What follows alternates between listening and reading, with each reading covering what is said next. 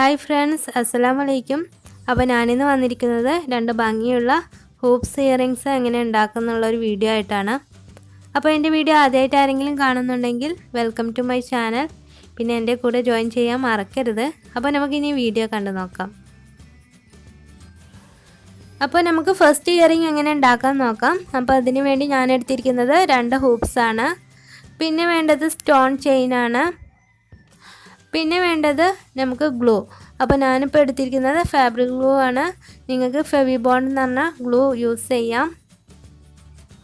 അപ്പോൾ ആദ്യം നമ്മൾ ചെയ്യേണ്ടത് ഇയറിംഗ് ഹൂപ്സ് എടുത്തിട്ട് അതിന് ചുറ്റും നമ്മുടെ ചെയിൻ സ്റ്റോൺ ഒന്ന് വെച്ച് കൊടുക്കുക.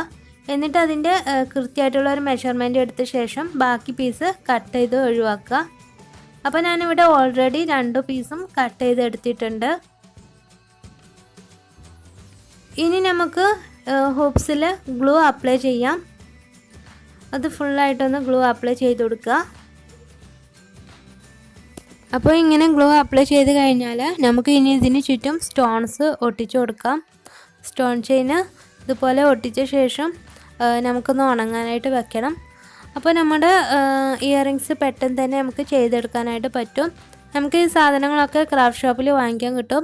പിന്നെ ഞങ്ങളിവിടെയൊക്കെ ബട്ടൺ ഹൗസ് എന്നാണ് പറയുക.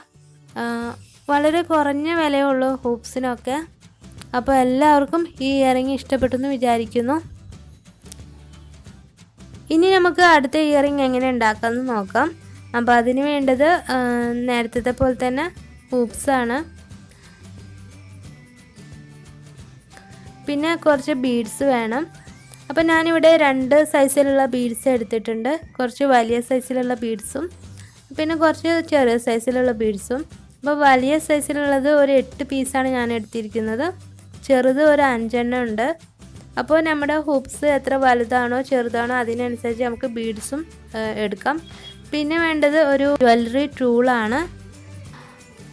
അപ്പോൾ നമുക്ക് ഈ ടൂൾ ഉപയോഗിച്ചിട്ട് നമ്മുടെ ഹൂപ്സിൻ്റെ ആ അറ്റത്തുള്ള ഭാഗം ഒന്ന് നിവർത്തി കൊടുക്കാം. അങ്ങനെ നിവർത്തി വെക്കുമ്പോഴേ നമുക്ക് അതിൽ ബീഡ്സ് ഇട്ട് കൊടുക്കാനായിട്ട് പറ്റുള്ളൂ. അപ്പോൾ ഓരോ ഹൂപ്സിനും ഓരോ ഡിഫറെൻറ്റ് സൈസ് ആയിരിക്കും ഉണ്ടാവുക. അപ്പോൾ നമുക്ക് അതിനനുസരിച്ച് വേണം മുത്തുകൾ ഇട്ട് കൊടുക്കാനായിട്ട്. അപ്പോൾ ഞാനിപ്പോൾ ഒരു കണക്കനുസരിച്ച് ഹൂപ്സിൻ്റെ ഒരു സൈസ് അനുസരിച്ച് കുറച്ച് മുത്തേ എടുത്തിട്ടുള്ളൂ.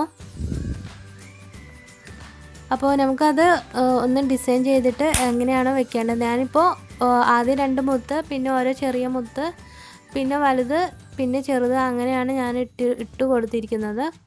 അപ്പോൾ അങ്ങനെ ഇട്ട് കഴിഞ്ഞാൽ ഇതേപോലെ ആ ടൂൾ ഉപയോഗിച്ചിട്ട് നമ്മൾ നേരത്തെ നിവർത്തി വെച്ചത് ഒന്ന് വളച്ചു കൊടുക്കുക.